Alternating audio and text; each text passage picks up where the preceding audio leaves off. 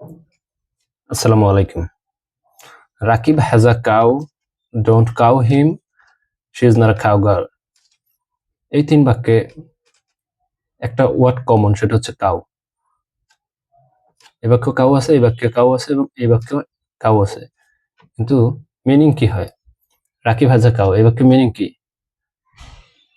রাকিবের একটি গরু আছে, এটা আমরা সবাই বুঝি। কিন্তু ডোন্ট কাউ হিম সেকেন্ড বাক্য এবং থার্ড বাক্য she is not a cowgirl, এই ২ বাক্যে কাউ দ্বারা কি বোঝানো হয়েছে?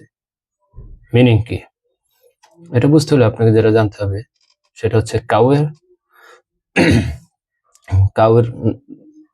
কয়টা নাউন ফর্ম এবং ভার্ব যখন হয় কাউ, তখন ভার্বের এর মিনিং কি হয়। দেখেন, কাউ যখন নাউন হয় তখন এর অর্থ হয় গরু, এটা আমরা সবাই জানি। কিন্তু কাউ যখন নাউন হয় এর আরো একটা অর্থ হয়, যেটা সবাই আমরা জানি না, সেটা হচ্ছে দুশ্চরিত্র নারী। আবার কাউ যে ভার্ব হয় এটাও আমরা অনেকে জানি না।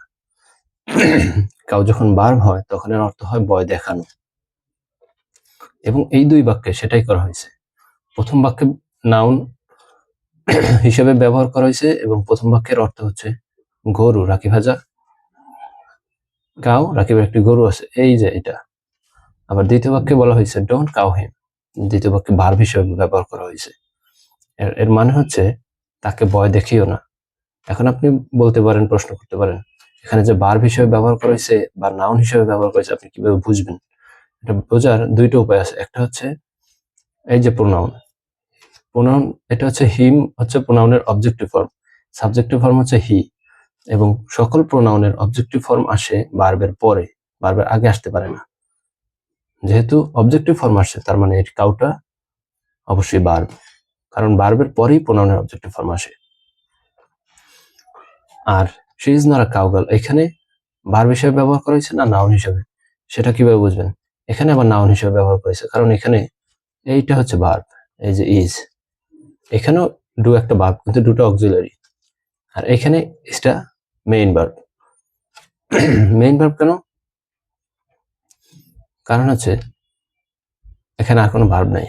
আর যদি এটাকে ভার্ব হিসেবে ধরেন এই কাউটাকে, তাহলে আপনার বাক্যের অর্থ মিলে না, অর্থ হয় না।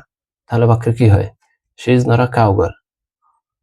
কাউ মানে যদি ভার্ব হয় তাহলে তো হবে ভয় দেখানো, অর্থই হয় না, উল্টাপাল্টা অর্থ হয়। সেই জন্য এখানে এটা ব্যবহার করা হয়েছে নাউন হিসেবে।